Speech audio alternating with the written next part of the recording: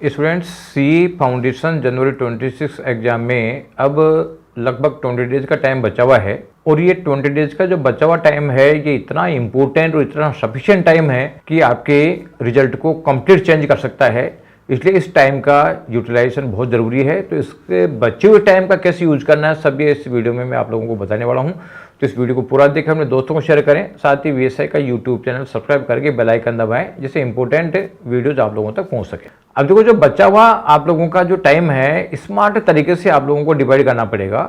तो जो 20 डेज का जो टाइम है इसका क्लियर रिवीजन विंडो यानी सीए फाउंडेशन एग्जाम से पहले जो बचा हुआ टाइम है इसमें 2 टाइम्स रिवीजन करने का आपको प्लान बनाना है। और 2 टाइम रिवीजन जो है वो बहुत क्रूशियल होते हैं। ये आपको पैनिक से नहीं करना, ये आप लोगों को प्रॉपर प्लानिंग बनाकर इसका यूज करना है।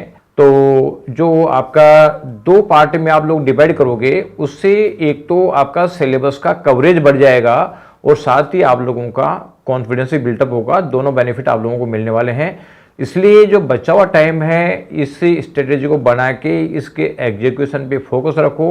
कंफ्यूजन बिल्कुल भी नहीं करना है। और ये जो टाइम है इसमें न तो अपने को कोई नई बुक्स देखनी है और नए कोई टीचर्स को चेंज करना है, न कोई नया कोई वीडियो देखना है, कुछ नहीं करना। जो अभी तक पढ़ रखा है उसी को आप लोगों को समराइज करना है। अब जो 2 आपको रिवीजन करना है उसमें जो फर्स्ट रिवीजन है वो फर्स्ट रिवीजन में आप लोगों का फुल सिलेबस कवरेज करना है और उसके लिए टाइम रखना शुरू के 10 डेज। तो ये जो 10 डेज का टाइम है इसमें आपको कंप्लीट सिलेबस का रिवीजन करना है शुरू के 10 दिन में। और इसमें एक सब्जेक्ट जो है आप चूज कर लो। पहले एक सब्जेक्ट को रिवाइज करो, उसके बाद अगले सब्जेक्ट को रिवाइज करो। यानी एक सब्जेक्ट एट ए टाइम उठाना है, चारों सब्जेक्ट आपको एक साथ नहीं लेना। और उसमें भी आप जो है वो डे वाइज चैप्टर की प्लानिंग कर लो कि मेरे को पहले दिन में इस सब्जेक्ट का ये चैप्टर पढ़ना है, फिर इस सब्जेक्ट का ये चैप्टर पढ़ना है। तो 10 डेज में मान के चलो कि लगभग 2.5 डेज पर पेपर आ रहा है। तो उसका प्लान बना लो। तो हो सकता है किसी पेपर में 3 दिन का टाइम लगे, किसी पेपर में 2 दिन का टाइम लगे, लेकिन ये मैंने टेंटेटिव बताया है।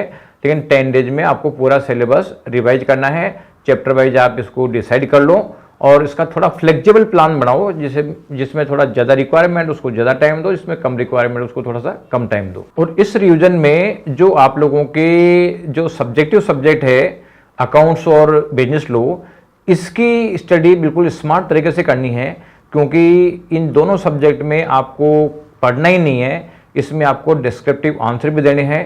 इसलिए कंसेप्ट की क्लैरिटी बिल्कुल चाहिए। जो अकाउंट्स का पेपर है इस अकाउंट्स के पेपर में आप कंसेप्ट्स को तो पूरा समझो, साथ ही जो क्वेश्चंस है उस क्वेश्चंस का फ्लो चेक करो। अब बचे हुए टाइम में कि इस क्वेश्चन का फ्लो क्या होगा, यानी पहले कहाँ कौन सी स्टेप करनी, उसके बाद में कौन सी स्टेप करनी, तो क्वेश्चन का फ्लो चेक करो।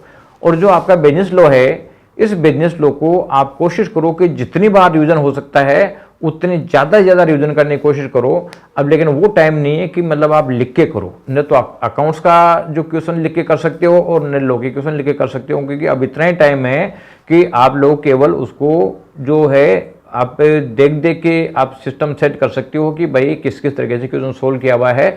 यानी आपको क्वेश्चन की स्क्रूटनी करनी है, क्वेश्चन सोल्यूशन करने की रिक्वायरमेंट नहीं है। जो ऑब्जेक्टिव बेस्ड पेपर है आपके इकोनॉमिक्स और जो क्वांटिटी एप्टीट्यूड जिसमें मैथमेटिक्स स्टेट्स और इंजीनियरिंग आता है, इसकी भी आप लोगों को इफेक्टिव प्लानिंग करनी पड़ेगी। जो इकोनॉमिक्स है इस इकोनॉमिक्स में आप लोग जो स्टडी मटेरियल है सीए का उसका लाइन टू लाइन आप रिवाइज करो और लाइन टू लाइन पढ़ोगे तो इसमें जो इंपॉर्टेंट पॉइंट है जिसका क्वेश्चन बन सकता है उसको आप निशान लगा लो और उसको आप लोगों को देखना ही देखना है। और साथ में जो क्वांटिटी एप्टीट्यूड है इसमें आप ज़्यादा से ज़्यादा फॉर्मूले समझने की कोशिश करो, क्योंकि जितने फॉर्मूले समझ जाओगे तो उसको आप अप्लाई करके और सही करने के पोजीशन में आ जाओगे। अब जो सेकंड टाइम रिवीजन करोगे, सेकंड टाइम रिवीजन जो है, क्योंकि आपका 10 डेज में तो फर्स्ट रिवीजन हो जाएगा, सेकंड डेज में आप एक टारगेट लेके चलो कि मेरे को 6 डेज में रिवाइज करना है। और अब 6 डेज में जो रिवाइज करोगे तो उसमें एक तो आपको कोई मैटर चेंज करने की जरूरत नहीं है। और जो आपने फर्स्ट रिवीजन में जो मेन चीज़ें आपने अंडरलाइन करी है, जो मेन फॉर्मूले अंडरलाइन करे हैं, उन मेन फॉर्मूलों को अंडरलाइन करी हुई चीज़ों को देखना है। और एमसीक्यू में जो आपने इंपॉर्टेंट क्वेश्चन आइडेंटिफाई करा है उस आइडेंटिफाइड क्वेश्चनों को देखना है।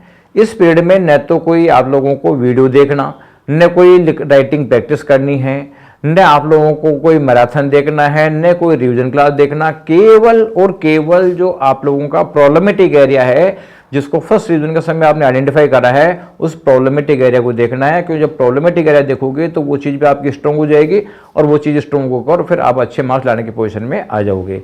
इसलिए इस पीरियड में आपको नया एनवायरनमेंट सेट नहीं करना, जो एग्जिस्टिंग पोजीशन चल रही है उसी को आप लोगों को कंटिन्यू करना है। और लास्ट का जो 4 दिन का टाइम बचेगा, तो पहला पेपर जो आपका अकाउंट्स का होगा, उस अकाउंट्स के पेपर में आपको पढ़ना है।